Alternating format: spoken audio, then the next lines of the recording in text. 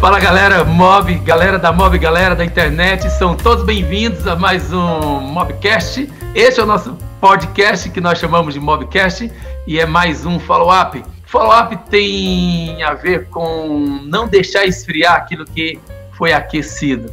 Estamos falando do nosso encontro de líderes que aconteceu em 2020 e para isso estamos aqui para manter aquecido esta chama. São todos bem-vindos. Se você não conhece, você não participou do nosso encontro de líderes, temos aqui na descrição que você pode participar, são todos bem-vindos. E também bem-vindo nosso convidado de hoje, nosso mentor, pastor, mestre, Bertil Exto, bem-vindo, pastor. Tudo bem? Muito obrigado. Direto da Suécia. Isso mesmo, estamos aqui, no meio do inverno aqui na Suécia, acompanhando o que vocês estão fazendo aí. É um prazer estar nesse Mobcast. Muito obrigado por ser parte disso tudo. Na verdade, antes de sermos parte, Bertil já era parte, continua sendo parte. É uma alegria tê-lo conosco. Bertil, uma pergunta para a gente já manter aqui aquecido esse bate-papo. Se a sua vida fosse ou se tornasse um filme de cinema, qual cena não poderia faltar? Na verdade é difícil escolher uma cena só, e com tantos anos você imagina o tamanho desse filme que seria, e cenas que a gente faria questão de incluir de alguma forma. Uma cena, naturalmente, é quando a gente chegou ao Brasil pela primeira vez. Eu tinha 4 anos e meio de idade, o navio naufragou, pegou fogo no litoral baiano, viu, na sua terra ali, Eliseu, ali fora, em área internacional, na verdade. O navio pegou fogo e nós fomos resgatados por um navio americano. Certamente é uma cena importante. Mas outra cena que naturalmente seria muito importante é a cena do nosso casamento. Eu e a Alzira, que justamente nessa cidade onde estamos agora, em janeiro de 1980, nós casamos. Então essa cena do casamento, 5 de janeiro de 1980, é uma cena que eu não deixaria de lado. E naturalmente, aí os anos vão com a família, os filhos chegando, os netos chegando. O primeiro neto é muito especial, assim como o primeiro filho. Também, naturalmente, em termos ministeriais, tem muita coisa aí que a gente podia estar incluindo. Mas eu fico com essa cena aí para começar. Eu acho que não seria um filme, vamos mudar então, acho que seria um seriado. Está mais para seriado. Quase uma novela, né? Maravilha. Muita coisa para compartilhar. Bertil, nós temos algumas perguntas. Eu disse que follow-up tem a ver com continuidade, acompanhamento, tem a ver com não deixar esfriar o que foi aquecido. E para isso eu tenho aqui algumas perguntas e prometemos retomar com essas perguntas. E eu quero voltar essas perguntas para o senhor, porque foi na sua explanação, na sua fala, que surgiram essas perguntas, algumas até depois. Então a gente vai manter esse encontro aquecido com essas perguntas. E a primeira pergunta, ela veio do pastor Paulo Felipe. Eu me lembro que nós falamos sobre mudanças de estruturas com a pandemia, alguma coisa nesse sentido, e a pergunta foi como as denominações vão lidar, acho que essa pergunta foi bem mais para o começo da pandemia, mas ela tem a ver com esse momento, e como vão lidar com as estruturas depois da pandemia, o que muda nessa estrutura que nós chamamos de denominação pós-pandemia, ou não sei se posso falar pós entre aspas, fique à vontade.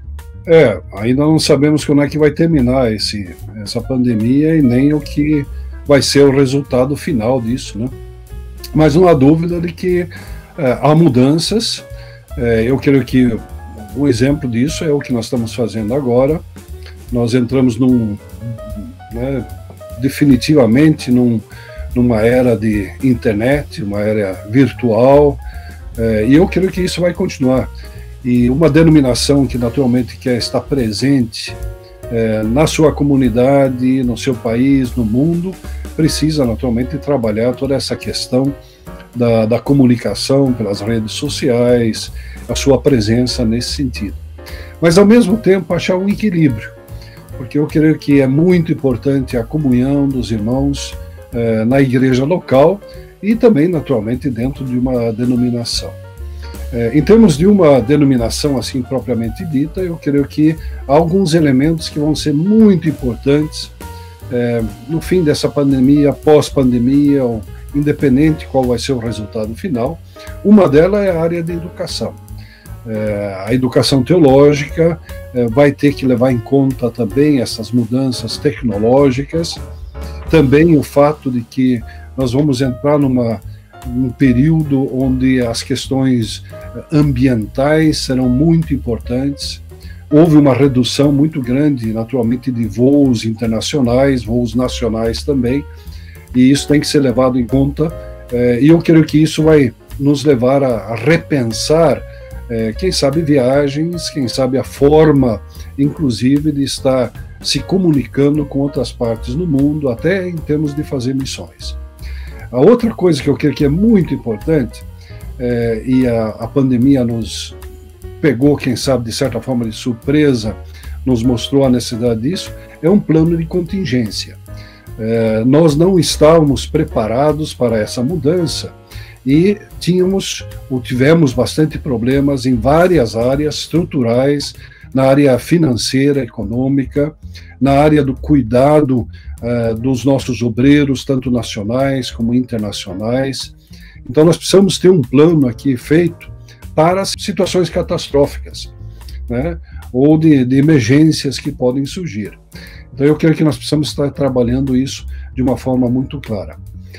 E eu creio que um último ponto aí que eu creio que é importante é que nenhuma denominação é suficiente em si própria, por maior que seja. Se estamos trabalhando internacionalmente, globalmente, nós precisamos manter um bom vínculo, um bom contato de cooperação com outras igrejas e denominações. Esse apoio, principalmente para o nosso pessoal que está, por exemplo, no campo missionário, é essencial, porque agora nós estamos numa restrição e limitações de dar esse apoio, e à medida que nós temos essa cooperação a nível internacional, a nível local, isso nos ajuda bastante. Então são algumas questões que eu acho que a gente precisa estar revendo, quem sabe as prioridades, né, de uma denominação em relação a isso. Você falou da igreja presente nos acontecimentos, poderíamos talvez até navegar um pouco mais nisso, mas falou também de contextualização, enfim, de mudanças, e aí eu queria dar voz aqui à pergunta também do Saulo, quando ele diz o seguinte: o que devemos fazer para estarmos contextualizados nessa missão? Acho que você já respondeu, mas guardando uma boa ortodoxia, acho que é isso que ele pergunta. Talvez a pergunta é como equilibrar isso, então, de forma prática, né, fazer esse malabarismo entre essas mudanças necessárias, esse abrir o olhar até para fora de outras denominações, e quando a gente fala de outras denominações, falamos também de mudanças litúrgicas, também até de alguns pensamentos, e como equilibrar isso. Talvez essa seja a pergunta. Eu creio que, em primeiro lugar, a gente precisa ter abertura para novas ideias, novos pensamentos. Acho que, como jovem, a gente é curioso, quer saber, quer aprender, está disposto, certamente, a receber influência, de descobrir novas coisas. Eu acho que é muito importante e a gente não pode perder isso. Essa curiosidade, inclusive essa capacidade de escutar a outros, de entender o que os outros estão fazendo, como é que eles veem, tanto em relação a outras culturas, como também o que você menciona aí, outras formas de litúrgicas, por exemplo, e até, quem sabe, outras formas de entender até o texto bíblico. Então, eu acho que essa questão da abertura é muito importante. Não se prender, né, de tal forma que a gente não escuta outros, não vê outros. Em segundo lugar, naturalmente, nós temos que saber o que a palavra de Deus fala, o que nós queremos. Então, essa base, né, a ortodoxia, aí, que seria o ensino básico, correto, verdadeiro, quem sabe dentro da nossa compreensão teológica, né? Naturalmente a gente precisa saber o que crê. E temos essa base. Então, qualquer confronto cultural, para você poder se aproveitar disso e ter um bom diálogo, exige que você saiba o que você crê, onde você tem a sua base, de alguma forma, né? Porque se você entra desconhecendo a sua própria cultura, inclusive a sua própria cultura cristã, a sua própria cultura teológica, você também vai ter dificuldade de manter um diálogo e, quem sabe, se aproveitar daquele novo que vem de outro lugar, né? Então eu diria assim que duas coisas básicas: você ter uma boa base na palavra de Deus, saber qual é a sua doutrina cristã, né, as bases da doutrina cristã, mas também essa abertura, essa curiosidade de conhecer o que os outros dizem e estar aberto, até quem sabe para mudanças, porque ninguém é dono da verdade e a gente precisa ter essa humildade, tanto culturalmente como também, eu diria, de compreensão da palavra de Deus, de ouvir também o que outros dizem. Sempre, naturalmente, né, com a direção do Espírito Santo e também não deixando de lado as nossas bases, né, que a gente não vai mudar de jeito nenhum naquilo que nós queremos. Um diálogo entre a atual geração, não sei se eu posso chamar a atual geração, ou pelo menos entre líderes. A gente está falando apenas de mudanças de líderes, de denominação para denominação, ou de contexto para contexto, mas me parece que já responde de alguma forma a pergunta da Beatriz Tavares, quando ela percebe aí uma diferença entre gerações, agora não apenas presentes, vou tentar explicar aqui o que eu entendi, entre essas gerações presentes, entre atuais lideranças, atuais organizações, mas ela também vê entre o novo, o jovem que está chegando, e o jovem, aquele que a gente brinca, o jovem há mais tempo. E aí, como agora tentar ser aquela música da Sandy Júnior, né? Agora, de forma que a gente falou um pouquinho, tentando conectar apenas pessoas que já estão fazendo no mesmo momento coisas diferentes, mas agora pessoas novas que estão chegando com pessoas que já fazem há mais tempo. Aí ela está falando como promover esse diálogo, esse encontro de gerações. Acho que é nesse sentido agora. Eu acho que é um grande desafio, sempre foi. Eu acho que esse desafio faz parte da história humana, né? Esse diálogo entre gerações, e que também, naturalmente, como você disse, pode ser a dificuldade de dialogar com outras culturas, com outras tradições, inclusive tradições cristãs ou religiosas. Então é sempre um desafio isso. Eu creio que a primeira coisa, de novo, tanto jovens como jovens há mais tempo precisam entrar num diálogo com muita humildade. Eu creio que isso é essencial. Você não entra achando que você é dono da verdade, nem como jovem, nem como jovem há mais tempo, como um adulto, um idoso, um líder há mais tempo. Eu acho que a gente tem que promover de alguma forma a conversa, o diálogo, o encontro, o bate-papo, de tal forma que ambos os lados, se são dois lados aí, entram com um espírito de ouvir o outro, de entender o outro, né?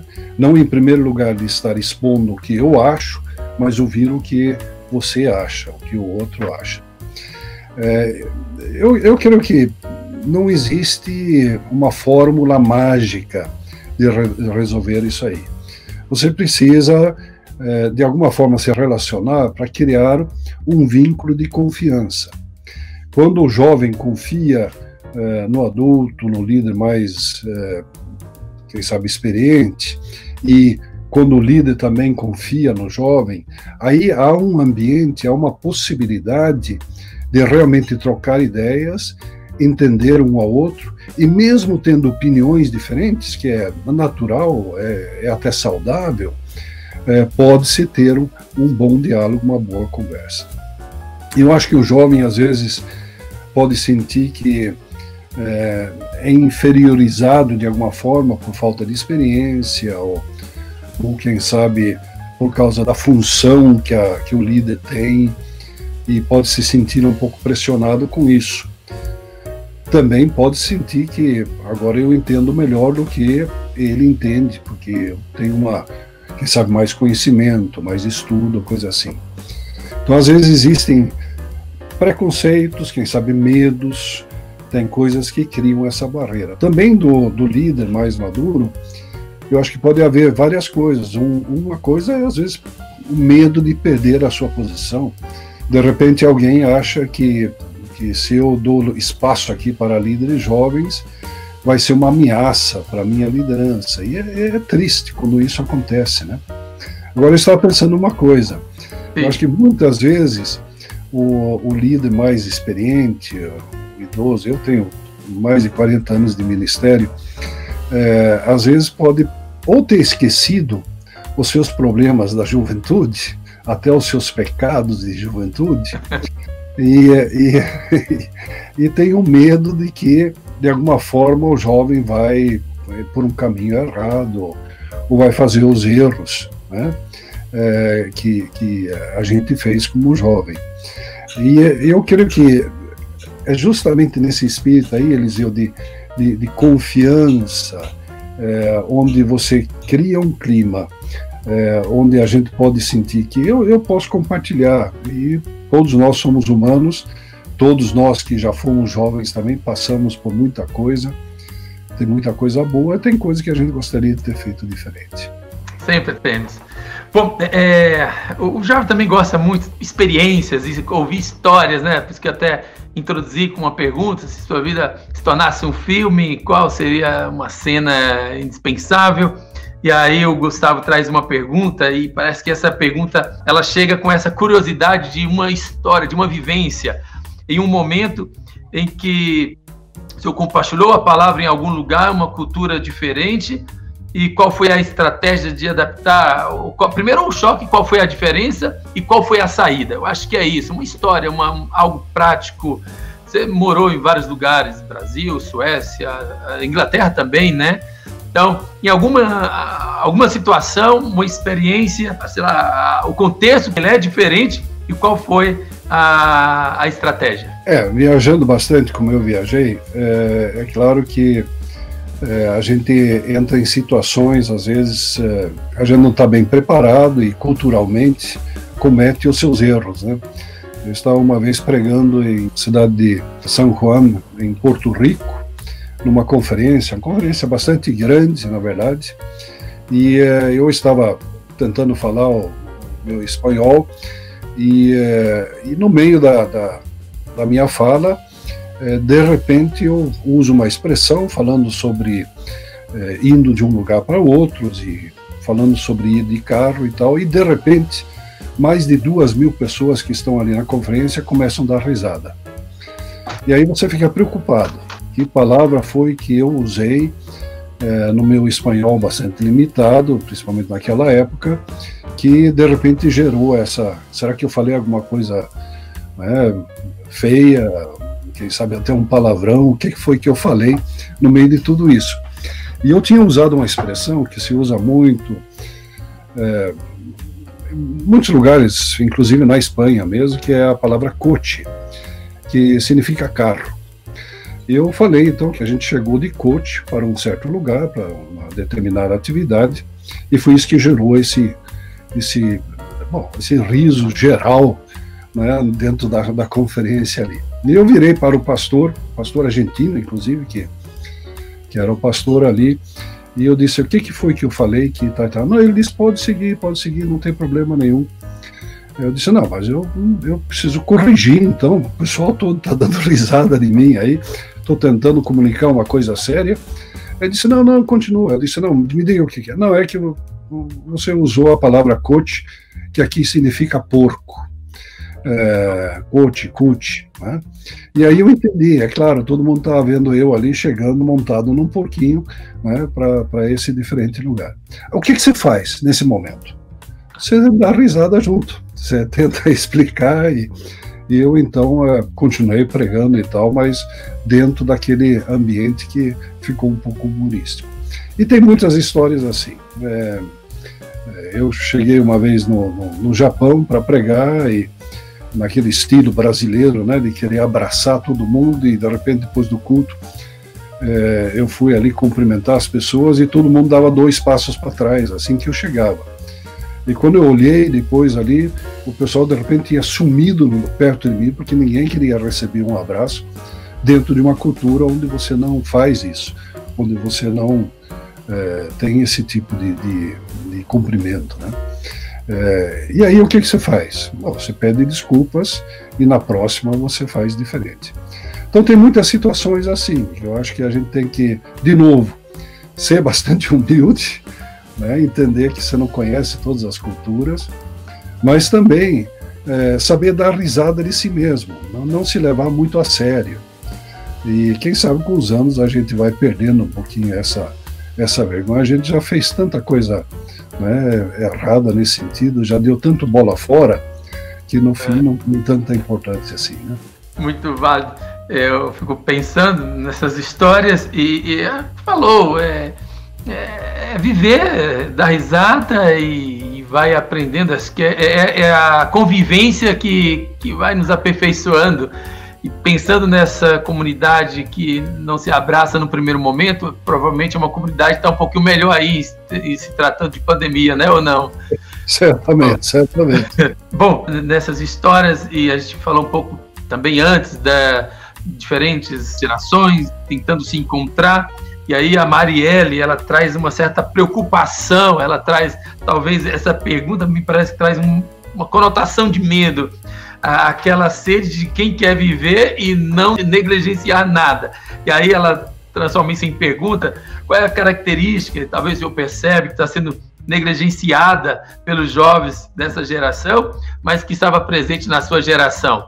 Se é que há algo também, né? Se há uma percepção de algo que está sendo negligenciado e o que? Isso trazendo na pergunta dela uma comparação com outros tempos da sua geração, talvez, do seu momento de juventude. Eu acho que muita coisa a gente já esqueceu e já se perdoou também. Eu acho que o que acontecia quando eu era jovem, se vamos chamar assim, nos anos 70, começo dos anos 80, não havia a mesma competição, concorrência em termos de meios de comunicação, não tínhamos as redes sociais, também sendo criados dentro de um contexto bastante conservador, então a gente não ia no cinema, televisão em casa só veio acontecer bem mais tarde, então era a concentração muito forte, justamente como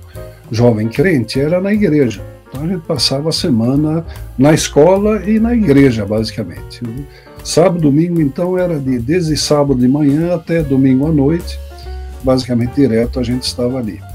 Havia um aspecto importante nisso, naturalmente, que era a comunhão entre os jovens crentes e, quem sabe, a evangelização. Não sei, mas sinto que, quem sabe, perdemos um pouquinho essa ênfase na evangelização pessoal, também nas campanhas de evangelização. Eu não estou falando aqui agora de tem que sair fazer culto ao ar livre, coisa assim, mas um pouco essa ênfase era bastante forte nesse sentido. Também eu faço parte de uma geração que é fruto de uma certa revolução que houve no fim dos anos 60, é um movimento muito forte em favor do meio ambiente, chamava-se de uma onda verde. Quem sabe estamos novamente numa onda verde assim, mas aí havia uma forte pressão, mas também, quem sabe, uma ênfase muito grande justamente nas questões ambientais,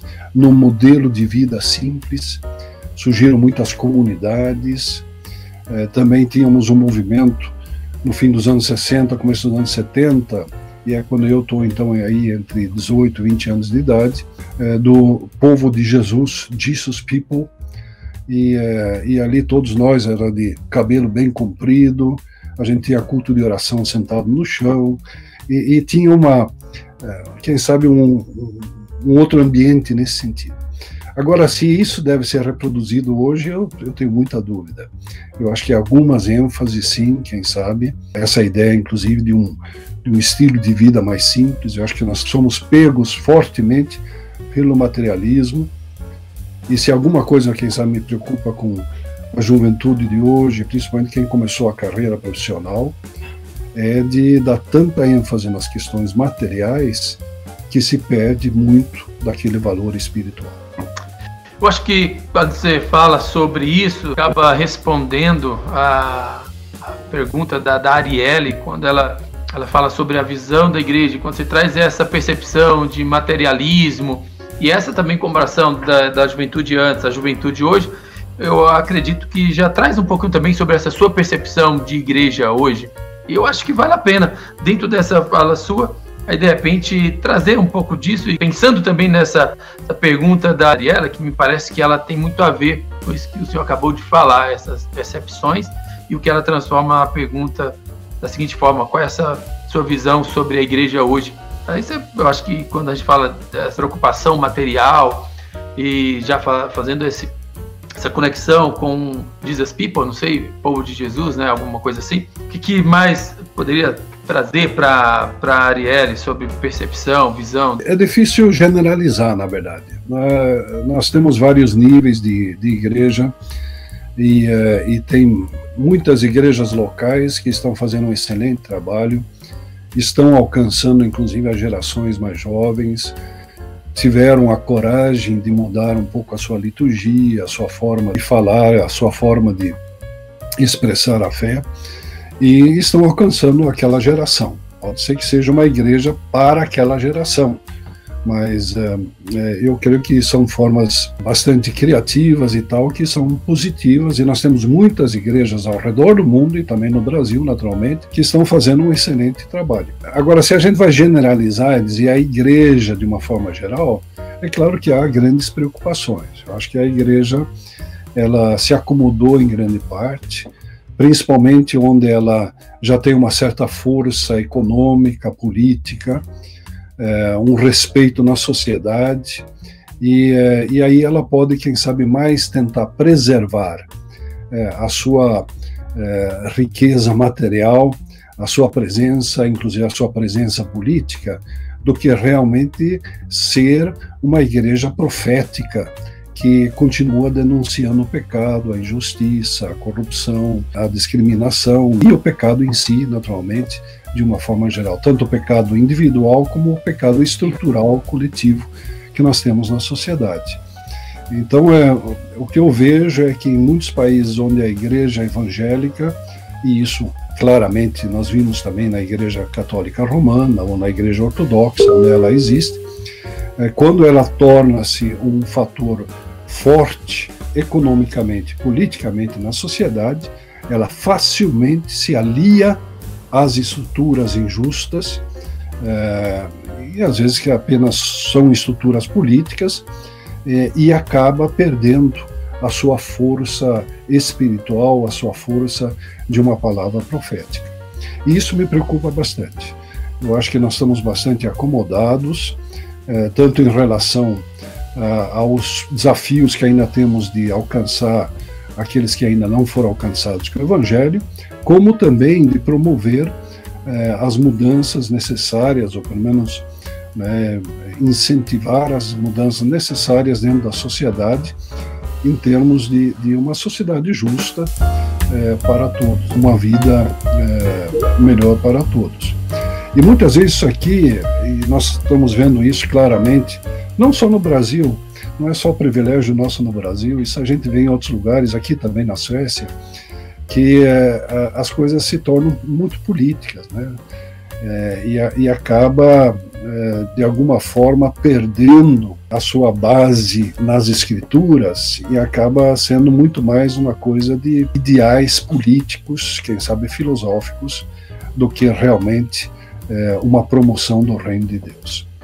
Também me preocupa as igrejas que apenas dão um ênfase no crescimento numérico ou no crescimento financeiro, e a ostentação de templos, e quem sabe até de outras coisas que, na verdade, não tem nada a ver com o reino de Deus. Então, eu acho que tem aspectos muito positivos, muita coisa boa acontecendo. A igreja evangélica no mundo cresce mais do que qualquer outra coisa, muito mais do que o islamismo, que em si é a religião que mais cresce, mas a igreja evangélica cresce mais do que o islamismo. Depois são outras partes do cristianismo que vêm diminuindo em muitos lugares. Mas, ao mesmo tempo, eu vejo uma igreja que poderia estar fazendo muito mais, que tem se acomodado em grande parte. E eu espero realmente numa geração jovem. Eu acho que precisamos ter jovens aí que têm coragem de entrar dentro da sociedade, fazer parte, não se isolar de alguma forma e não cair nessa questão do materialismo, do comodismo, e realmente se envolver a favor do reino de Deus. Essa fala sua sobre engajamento, sobre envolvimento da juventude na sociedade, o somar, isso implica também não apenas com a comunidade evangélica, mas até com a sociedade, uma igreja que conversa com a cidade, que conversa com a comunidade, e aí isso envolve também um encontro com pessoas, inclusive, de outras religiões. E eu vi que tinha uma pergunta aqui sobre essa questão do ecumenismo, não sei se foi isso, acho que eu encontrei alguma coisa aqui, e o que é possível e o que não é possível. Fala um pouquinho sobre esses caminhos, essas possibilidades de encontros. A palavra ecumenismo, ela tem uma conotação muito pejorativa, negativa, no nosso contexto brasileiro, contexto latino-americano. E isso tem a ver muito, naturalmente, com a forma como a Igreja Católica Romana tem atuado na América Latina, a hegemonia que teve e a forma, inclusive, como ela, em grande parte, teve esse conflito e continua tendo em certos lugares com as igrejas protestantes, as igrejas evangélicas. Então, a ideia, muitas vezes, do ecumenismo é uma ideia muito negativa. Mas, na verdade, ecumenismo pode acontecer em vários níveis. E ecumenismo nada mais é do que, vem da palavra economia, da questão da casa, como se administra isso de alguma forma, e essa cooperação.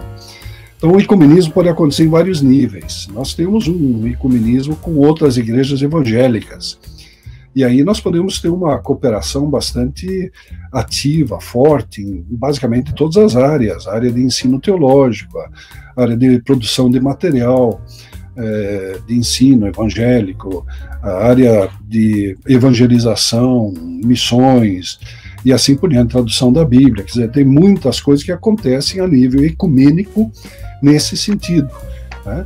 Agora nós temos um ecumenismo um pouco mais abrangente, um pouco mais aberto, que é um ecumenismo também com outras igrejas cristãs, né?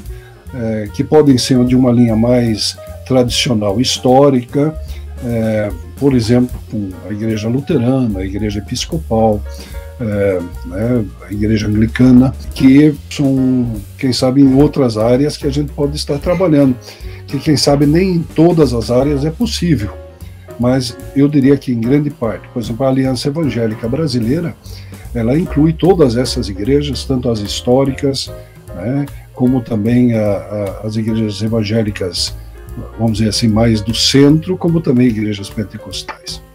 Agora, tem um ecumenismo ainda mais abrangente, que inclui igrejas ortodoxas, igreja católica romana, tem várias igrejas católicas, e aí é o ecumenismo como mais problemático, no sentido de ter diferenças teológicas já mais fortes, né? Aí, quem sabe, são outras áreas que a gente pode estar cooperando um com o outro.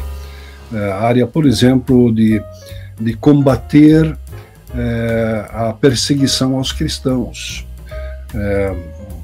Existe uma boa cooperação entre evangélicos e também de outras famílias cristãs, assim por dizer, nessa questão em países onde os cristãos estão sendo perseguidos. E aí ninguém pergunta se é católico, se é ortodoxo, se é batista, se é protestante, o que é, todos eles são perseguidos. Operações em causas comuns, né? Em causas comuns, a favor disso aí. E tem um ecumenismo que esse sim, eu diria que é muito difícil de aceitar, que é com outras religiões. Quer dizer, um diálogo existe, eu mesmo tenho participado como membro da liderança da Aliança Evangélica Mundial, em momentos de diálogo com líderes de outras religiões, né? Por exemplo, com líderes muçulmanos. E aí, então, quais são as questões que podem ser discutidas? Bom, uma é a liberdade religiosa. Outra questão são questões éticas. né? E muitas vezes outros meios são até mais rígidos em relação a certas questões éticas do que muitas vezes nós somos como evangélicos, né? Então tem coisas que a gente pode estar aprendendo. Agora, não dá para sentar junto e orar, por exemplo, não funciona, porque nós não estamos orando para o mesmo Deus. Então tem questões assim que a gente tem que ter essa abertura. Agora, nós cooperamos com governos locais, nacionais, nós cooperamos com outras entidades na sociedade. Então tem muitas questões que nós podemos cooperar também com outras igrejas e até com pessoas que são de outras religiões, né? Contando que, né, dentro do nosso ponto de vista, são coisas que seguem os princípios bíblicos. Aí nós podemos estar nos engajando e, quem sabe, até influenciando de uma forma prática nesses contextos. Maravilha. Há muito que ser feito, há muito que avançar. É difícil falar de tantas temáticas, tantas perguntas em um tempo tão rápido. Eu agradeço demais sua participação, sua nobre contribuição com a juventude brasileira, a MOB especificamente, não só a MOB, mas com a juventude de todo o Brasil, especificamente falando aqui do Brasil, né? Acho que a gente conseguiu aqui responder praticamente todas as perguntas, e para eu poder dizer não praticamente e dizer absolutamente todas, eu vou fazer a última pergunta sobre ecumenismo. Encontrei aqui, foi a pergunta do Salomão Rodrigues e respondeu, eu tenho certeza que respondeu as expectativas aí, ao nosso irmão aí, amigo Salomão Rodrigues. A última pergunta, ela seria do Antônio Carlos, acho que vale a pena a gente finalizar. O Antônio Carlos, ele pergunta: que livro podemos aconselhar um jovem que cansou? Observa-se que 70% da juventude ela foi afetada pela pandemia, 28% da juventude pretende não retomar os estudos por conta de todo esse momento, e isso também afetou os jovens cristãos. Os jovens se afastaram, alguns estão voltando aos poucos, e aí ele pergunta qual livro pode ajudar essa juventude. Talvez uma indicação de livro. Eu vou acrescentar aqui, perguntando livros que podemos trabalhar com a juventude. Podemos orientar aí uns 3 livros, tenho certeza que vai ser bênção para a liderança e para a juventude no geral. Eu acho que essa é a pergunta. Indicação de livros para trabalhar com a juventude nesse momento. Bom, tem muitos bons livros aí, naturalmente. Depende um pouquinho da área e tal. Um livro que eu acho que todos deveriam ler é o livro de John Stott, chamado O Discípulo Radical. É um excelente livro. Na verdade, é o último livro que John Stott, que foi certamente o maior teólogo do século passado, teólogo evangélico do século passado, um inglês. Ele, basicamente, nesse último livro que ele escreve, é um tipo de um legado dele, um testamento dele, e ele fala sobre várias áreas. Eu creio que até mencionei durante o momento que nós tivemos lá em julho, né, esse livro. Eu acho que é excelente. O que é importante para alguém retomar um pouquinho o ânimo depois da pandemia é ter causas concretas, é ter temas concretos para trabalhar. Eu tenho dificuldade de querer que a gente vai voltar assim de uma forma geral e querer que tudo vai ficar igual. Não, mas tem algumas áreas onde a gente quer se envolver, se engajar. E ali ele cita algumas dessas áreas onde é importante hoje o envolvimento do jovem crente, do cristão de uma forma geral dentro da sociedade. Então é um livro que eu recomendaria sem dúvida nenhuma aí. Temos muitos bons livros. Um outro livro que eu creio que pode ser interessante também nessa área de discipulado é o livro de Dietrich Bonhoeffer, um pastor na Alemanha durante a Segunda Guerra Mundial. Ele fez parte da resistência contra o nazismo.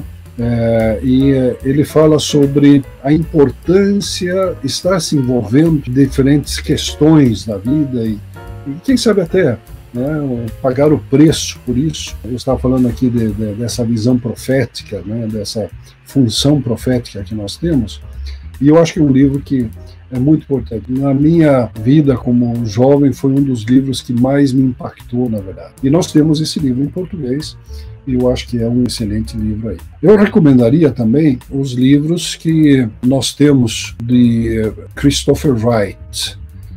Temos os livros em português, que fala sobre a missão de Deus e a missão da igreja, do povo de Deus, que também nos dá esse equilíbrio, né?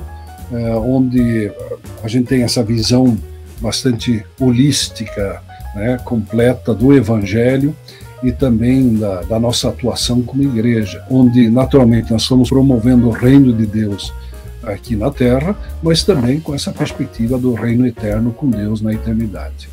Então são alguns livros assim que eu acho que vale a pena a gente estar estudando, além da própria palavra de Deus, naturalmente, da Bíblia, que tem que ser uma literatura diária, né, na nossa vida. Mais uma vez, muito obrigado, Bércio, pastor Bércio, amigo, parceiro, muito obrigado por ser parte da nossa história, desse tempo também auxiliando, acrescentando na nossa vida, ministério, liderança, e de toda a juventude faz parte do reino, faz parte daquilo que Deus está escrevendo. Muito obrigado, agradeço a disponibilidade de sempre e deixo aí para as últimas considerações, fique à vontade, tá bom? Bom, a gente faz parte da MOB desde sempre, tá aí, a baleia tá aí. Naturalmente, esse movimento juvenil é tremendamente importante. Eu costumo dizer que uma denominação que não tem um bom treinamento teológico, que fica na vanguarda, que discute as questões e às vezes também questiona certas coisas, e um movimento de jovens que realmente é ativo, toma iniciativas, criativo e até incomoda de vez em quando, é tremendamente necessário para uma igreja se desenvolver, caminhar, se desenvolver e inclusive ser relevante nos nossos dias. Então fica aí a minha palavra de incentivo, de desafio. Não se omita, faça parte, mantenha-se perto de Jesus, nunca fica perguntando onde é que eu posso ir, até onde eu posso ir para não passar o limite, né? Pergunte, sim, como é que eu chego mais perto de Jesus e o que Jesus faria nas diferentes situações que eu vivo, na escola, no trabalho, na sociedade, em casa e assim por diante. Eu creio que há uma riqueza tremenda nessa vida com Jesus Cristo, eu posso testemunhar disso, e é algo que nós temos aí também para contribuir na sociedade hoje. Não sabemos como vai ser após pandemia, muita coisa certamente vai voltar ao que era antes, muita coisa vai ser também diferente, vamos ver, mas uma coisa não muda, e é justamente que Jesus Cristo é o único caminho, é a única esperança, né? Independente como vai ser a coisa. E só com Ele realmente nós vamos poder realizar o plano de Deus na nossa vida e nos sentir realizados também como seres humanos nesta terra.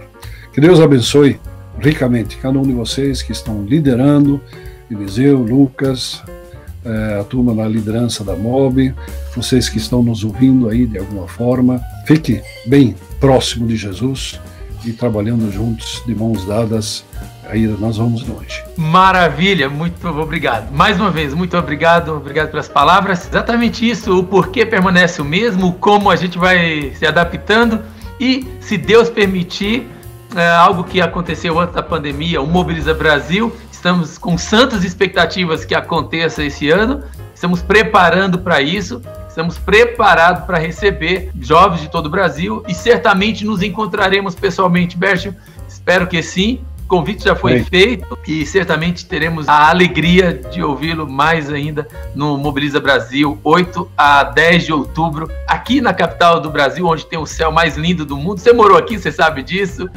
o mar de Brasília é o céu, lugar de lindas construções, então um lugar que merece receber um lindo evento que é o Mobiliza Brasil. Será um lindo lugar para um lindo encontro da juventude, Batista Independente, de tudo que é lugar em um só lugar aqui em Brasília. Obrigado. Obrigado a todos que acompanham a gente aqui no Mobcast, no Follow-up. Insistimos em dizer que boas conversas norteiam as coisas e para isso estamos aqui, tentando manter aquecido, tentando não deixar esfriar o que em algum momento foi aquecido, o que esses encontros têm gerado. Não se esqueça dos 3 Cs da internet. Curta, comente, compartilhe. É assim que você abençoa a vida de outras pessoas. Muito obrigado, Lucas. Muito obrigado a todos. Deus abençoe e até o nosso próximo Mobcast.